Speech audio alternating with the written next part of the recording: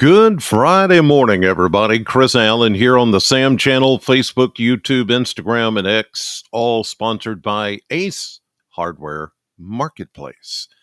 Well, I want to start off this morning by saying thank you to everybody who sent up your prayers and had some really nice comments about Sheila's little setback. If you don't know, um, over a week ago, maybe it's been almost 2 weeks now, she broke her hand, her left hand, where the pinky extends into almost down to the wrist. So she broke there. She fell and broke that part. And the doctor, her surgeon, put in 3 pins, all stuck in there. Well, when he took the pins out, apparently one of them became infected, and it was a little touchy. She actually bumped up against one of those pins and it pushed it further in. So when he took that out, we discovered the infection, and that led to her hand swelling up. I mean, it really swelled up. And so we had to do a little emergency surgery last night. And she's in the hospital this morning, but I think she's going to get to go home today because he went in and, as he said, flushed it all out. I don't want to know the details. You don't either. But for those of you that know, if you get an infection like that, it started spreading up her arm, and we got real concerned at that. Sepsis and things like that can set in. So some emergency surgery on her hand to relieve the infection, and everything is looking good. She'll probably get to go home this morning. I'm getting ready to go over there. So I wasn't on TV last night, and I didn't do the radio show today for that reason. I was there late last night, and so I'm just getting up and getting going. But and it just so happens that today is Sheila's birthday. August 25th is her birthday. So, yeah, she's waking up on her birthday in the hospital, but it's all good. It's fine. Everything's fine. They're taking good care of her, and she's going to get healed up, and everything's going to be a lot better. So, just wanted to bring you up to date on that for those of you that have been praying for her and offering some great comments. I do appreciate it. Yeah, I showed her last night all the comments on my profile page, and she lit up and she's starting to feel better. So thank you for that. Okay, now on to the weather. It is going to continue to be what it is and what it has been: excessive heat and humidity. We can get through today and the beginning of tomorrow. Then we see a wholesale change, and not just once, but twice. In the coming week, we're going to get 2 shots of much cooler air and less humidity. It is going to feel pretty doggone wonderful here once we get into the weekend, and especially the middle of next week, which I'll show you. Now, again, this morning, like yesterday morning, there are showers and thunderstorms, just not here. Again, we are left out. It's just not in the cards for us yet. All of this that you see is kind of heading southeast out of Charleston, Huntington, Ashland. Again, for the second day in a row, they're getting thunderstorms. And over much of West Virginia is where all that's happening. We do have this frontal boundary that you see to the north. It is going to start to move southward today. And if it can pick up on maybe a leftover boundary from yesterday, or even from this system, if it throws out maybe a little boundary or two as this front comes southward, then maybe we could get something popping this afternoon. But the chances of that are pretty low. So I don't want to get your hopes up too high that we could get something out of that, but it's a remote possibility. So you're saying there's a chance. Yes, I am saying there's a chance. But the better chance of rain is going to come tomorrow and kind of hit us not just tomorrow, but maybe a little bit on Sunday. After that, the rain chances do go down. but the temperature also goes down, and it's going to feel real good. Now, we're going to get in a situation where we could use some rain. We could use some rain right now, as a matter of fact, but we may have to wait a little bit longer before that rain gets here. Here's a look at Kentucky mesonet temperatures on this Friday morning. We're in the 70s pretty much everywhere. There's a couple of upper 60s, low 70s, but most everybody's in the mid 70s this morning. Yesterday, we hit a high of 96. 96. 89 is our average, so we were 7 degrees above average. Looks like we'll be there, maybe even 97 or possibly 98 today. If we hit that 97, it would rival the hottest day of the year so far, which was July 28th. We've been no hotter than 97, and we have not set records. So with all the record talk and the record hype and all this kind of stuff, that's what I've been saying all along. You can't go by those high-end numbers just to make a story out of it, just to make hype out of it, just to make it, uh, hello, it's summer. Can we make sure everybody hears this? It's summer. It's August in Kentucky. It's summer. It's okay. Because the hype machine is in full gear. I mean, it really is.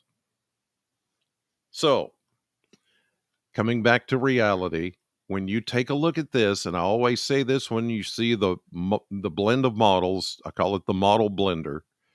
You take all the little models, the computer forecast models, put them in a blender, and this is what it spits out. It's a baseline, it's kind of a guideline, it's a template, but it's not the set in stone temperature, okay? So I just want to make sure everybody understands that, because I think you can look at this and go, oh, it's going to hit 98 today. Well, it might. This is a might happen scenario.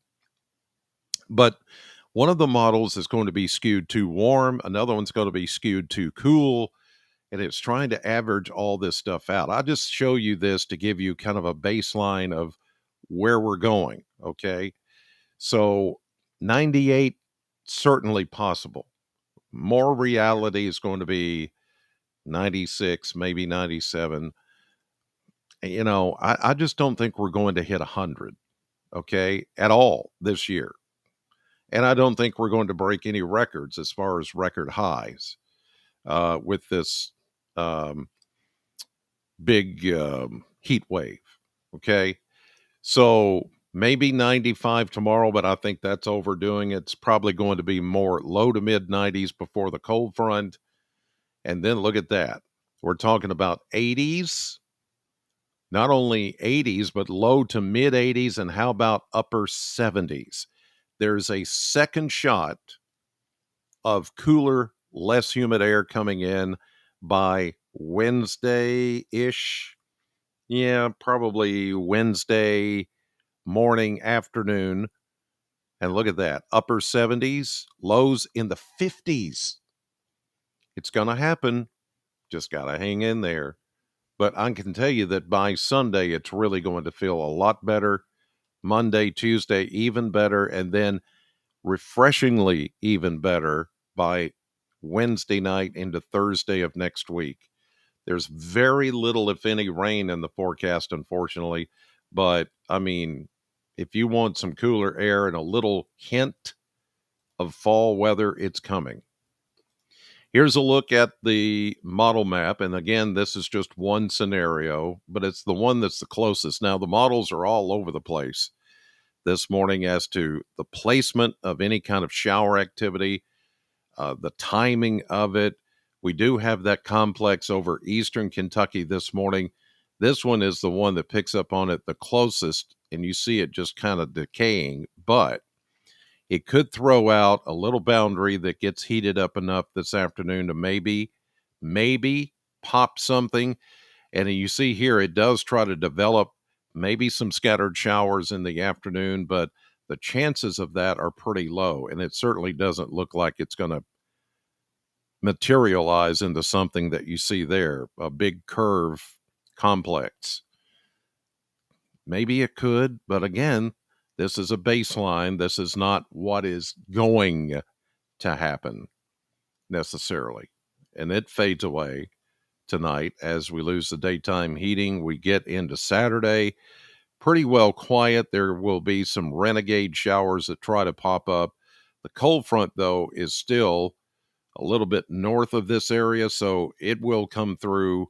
And especially on Sunday, we're going to start to begin to feel that difference in the air mass overall that's going to take us into next week. Let me show you that with the 7-day forecast map. And here you'll begin to see what I'm talking about. There's the front to the north, a secondary boundary north of that. And behind it, the big Canadian high, we're going to bring us in some of that relief. So the first front comes in, drops toward the Ohio River this afternoon and this evening, popping maybe a few showers, okay? But it may not rain at all here, anywhere. It's just if it happens, it happens. Little better chance of that as we get in Saturday as the front stalls a little, waits for this second one to catch up with it, and then the big sprawling Canadian high behind it. Then we start to see a little better chance of scattered showers and thunderstorms Saturday afternoon and Saturday night. Into early Sunday, there still may be a leftover shower, but we get the first punch of cooler, drier air Sunday. Then we go into Monday. There could be some renegade showers that try to get going along an old boundary, that little straw, that disturbance. But we're waiting on this. This is the front that is going to bring us that second shot of cooler air as we get into Wednesday. Here's Tuesday. Here's Wednesday. And oh boy, is it going to feel nice? Look at this on Thursday. That's almost like fall. And it's on the last day of August. I think we're going to go into September feeling like September. How about that? All right, again, yesterday's high, 96, not a record. 89 was the average, 7 degrees above average today, mid to upper 90s, excessive heat warning again. I think today will be the last day for that. Then we're done with the heat overall. This weekend, the changes start to take place, and then another nice change takes place the middle of next week. All right, you guys, thank you for watching this morning. I should be back on TV tonight. If Sheila is good to go and everything's looking good, when I see her at the hospital this morning, I think she'll be fine, and I'll be back on this evening at 5, 6, and 10. In the meantime, God bless you. Thank you for watching, and I'll see you later.